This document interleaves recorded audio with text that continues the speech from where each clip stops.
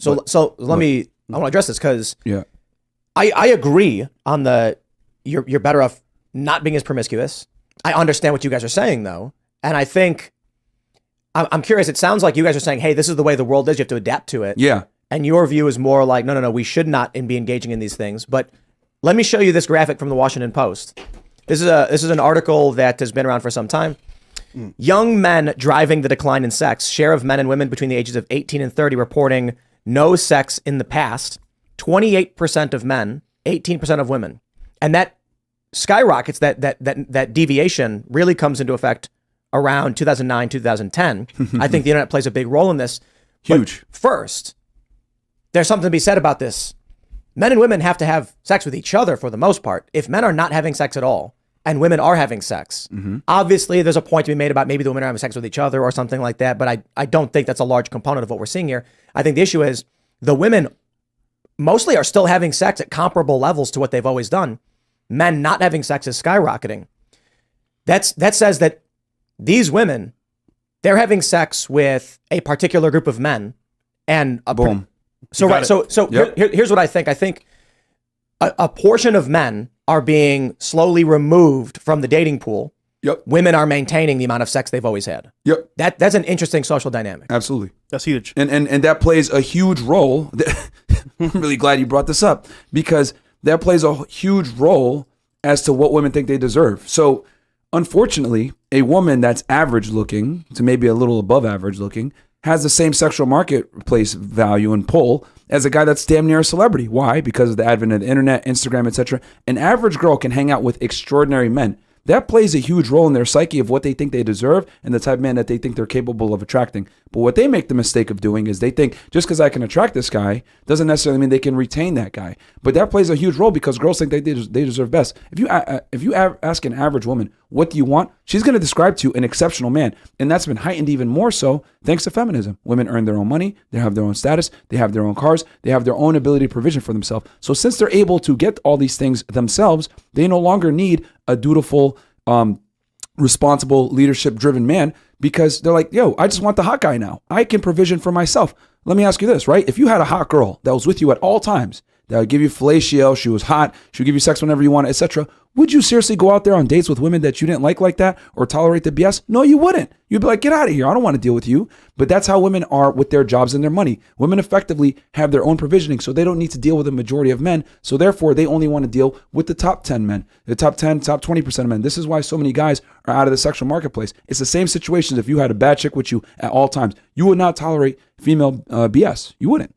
That's how women feel about their jobs. So, and to add to this point as well, with the advent of social media, if you look at Instagram per se, I would say that's the biggest dating app in the world because in the back pocket of Instagram, DMs, women have access to, I want to say, a plethora of guys at their fingertips. So it's like, okay, if he's not giving me what I want, if he's not a high value leader, why do I want this guy?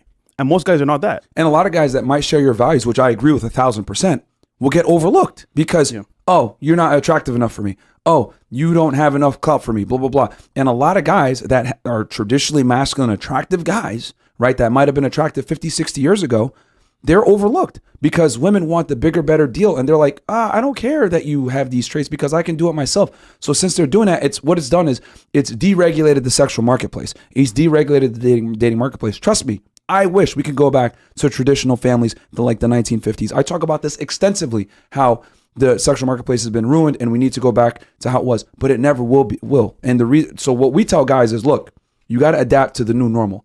Now, with that said, I get what you're saying. Promiscuity affects both genders negatively. Yes, it does.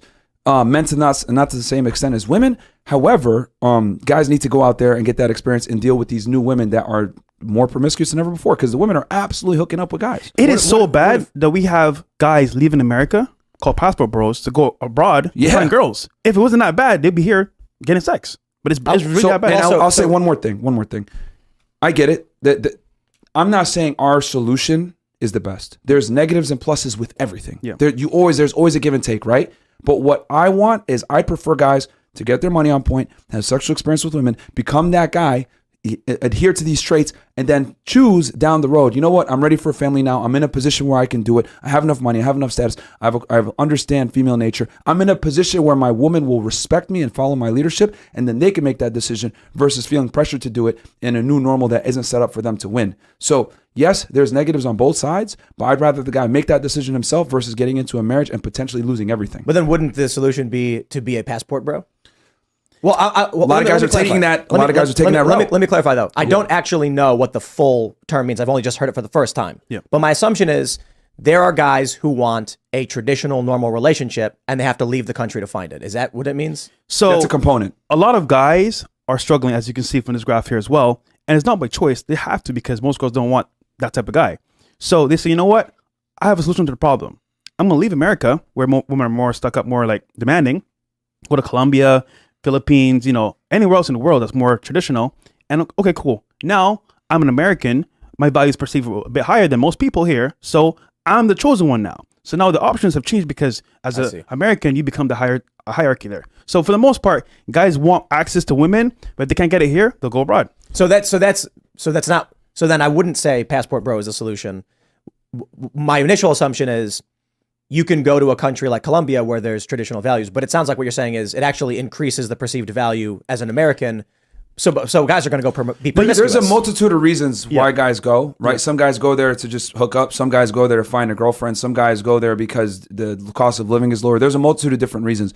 But the bottom line, it seems like the common denominator here is that women in the West in general typically are less marriageable than they were 50, 60 years ago.